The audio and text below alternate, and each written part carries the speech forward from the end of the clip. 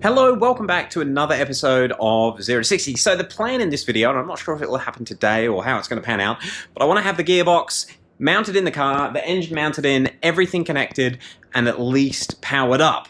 Whether it happens or not is going to be another thing. A bit of an update since the last video. So the transmission lines, which I mentioned at the end of it, I ended up actually just lifting the engine up, pulled the trans lines out, and straightened up these kinks down here. Now I think they had extra kinks for left-hand drive cars where the steering rack would come up through that gap, but I straightened those kinks and it actually gave me more than enough to get it bolted in. I did end up using a longer bolt than the original one, which has gone somewhere, but it was about 5mm longer than the original, and just to offset the spacers which push the tubes out a little bit. What else have we got going on? The transmission is fully bolted and torqued up to the adapter plate in the engine. Hopefully it never has to come off again. You may notice the wiring is hanging down and it's coming through that little hole for the transmission cable. That cable there is what I'm referring to. That is actually the 6 HP shifter on the floor there. Yeah, and it's all mounted in. Now I ended up, you can probably see, I cut, and I have painted it since I cut it, but I cut some, oh, the light's blown out. I cut some holes, not some holes, some lines in the hole to get the large plug through. But yeah, both plugs are now through.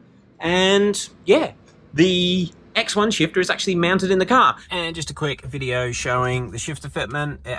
This is the X84 shifter. The 3 bolt holes go straight in. We've got the 2 cables going down to the Lamech one that connects to the old 6 HP, and then the new 8 HP wire poking through, which we'll sort out. I've just got it all loose down there in the moment. But at least this way we have a very solid mounted shifter. I like it. Another update from the previous video, I had issues where when I had my shifter connected, the Turbo Lamech controller program mode switch wouldn't work. Apparently that's a feature of the Turbo Lamech. It won't let you change the program modes unless you're actually in drive and moving the car. And actually, Mr. Poopy Butthole in the comment section said something similar as well. In the messages to Lamech that I had yesterday, he did also reply about the transmission mount, and it gave me a bit of a heart attack because he said, make sure you get the transmission mount from a 6 HP 28. And I was like, what?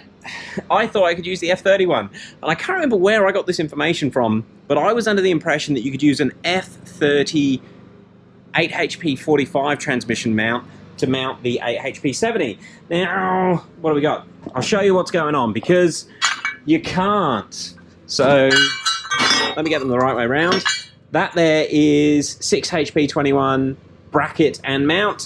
That there is 8 HP 45 bracket and mount. And as you can see, they are different. Unfortunately, I was hoping just to use this setup and be good to go from an F-Series. This bracket does actually mount up to the car absolutely fine. It lines up. Everything seems okay. But you will notice the mounts are actually about an inch further back on the 6 HP 21 than they are on the 8 HP 45. The other thing, this doesn't fit. This one, either of them. These two, the 6 HP 21 and the 8 HP 45, they will actually bolt on to those 2 gearboxes. They are the same mounting points, but they don't bolt on to one of these. So, I have a dilemma.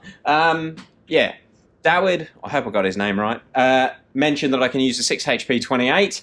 I don't have any of those either. I've been doing a fair bit of research this morning, well, a couple of hours trying to work out ways to go. Obviously, you can get a custom-made one, and it's pretty easy to do. It's just a flat plate with a couple of angles welded up. But I was kind of hoping to find something that people doing it at home can just order online, off a standard car for hopefully not too much money and get the job done. What I think I'm going to use, which I think should work, is a 6 HP 26 bracket. It looks like it's got the right spacing for the 8 HP 70 where it belts onto the back, but then it's got the same spacing as a 6 HP 21 mount here. I won't know until I get one, but I have ordered one and hopefully I'll have it next week, and that's basically an E90 6-cylinder diesel box. We'll see how it goes. If that doesn't work, then it'll just need to be something custom made. I'm still going to try and get this all mounted in today, and worst case scenario, I'll just bend up a flimsy piece of something just to hold the gearbox roughly in the right spot up there. Okay, what do I need to do? I need to get a few things sorted out. I need to get the outlets on. I have one of these Mickey Mouse water pipes because lo and behold, I broke that when I took it off. These are available on 0to60.com if you're in Australia and you need one. But yeah, outlets on, coolant adapter on, and I think I can slide it up in there. And then I've just got to connect the intake manifold, the fuel lines, and all the wiring. I better get on with it. Guys, I'll give you an update shortly. Well, it's in, but I got another problem. I haven't connected anything on the engine side yet. Everything is still loose. I could drop it straight down. But I thought I would just connect the tail shaft. Now, up until this morning, David Lamech, when he was talking about the issue with the program mode, he did say, make sure you check the output shaft on the 8HP. Now, he only said that this morning. I'm not... please don't blame Turbo Lamech for this. The language barrier is a huge issue. And before I ordered this, I was talking through somebody in England to even speak to Turbo Lamech. But yeah, I didn't realize there were two output shafts on the 8HPs. And it was close. So I'd measured it with my trusty tape measure. This is the N54 Guiba, or whatever you want to call it. And like I've just measured between 2 points and they were pretty close. But when you put it up to the 8HP, just there, I hope that's showing the difference, but it's about 2.5 mil different. I actually got 2 bolts in, forcing it in, but it's just stretching the Guibo and it's not the right thing to do. So I need to work out, well, David Lamech actually just said change the output shaft. So hopefully I can just change the output shaft on the 8HP with the 6HP one, which is here. So I started doing that, and unfortunately, my 36mm socket doesn't fit over the donkey dick thing that sticks out the back of the transmission. So that's enough for today.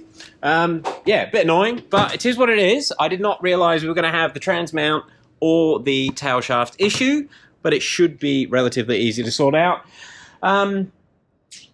But I think I'm going to end this video off here and just give you guys a bit of an update instead of having 2 or 3 days of nothing. If anyone's got any ideas on definitive ways to use an off-the-shelf transmission bracket, let me know. I have ordered the 6HP 26 one from an E90 330 diesel, which is going to be close, I think, but again, stab in the dark here, so I really don't know. Otherwise, I'll just get straight on to getting a custom one made. But other than that, the next time you see me, I'll have the gearbox in, the engine all wired up, and I'll show you guys the first power up. But it might be a couple of days, because I'm going to have to go and buy some tools. I don't even know if you can get deep 36mm 12-point sockets. I hope so. I hope so. All right, guys.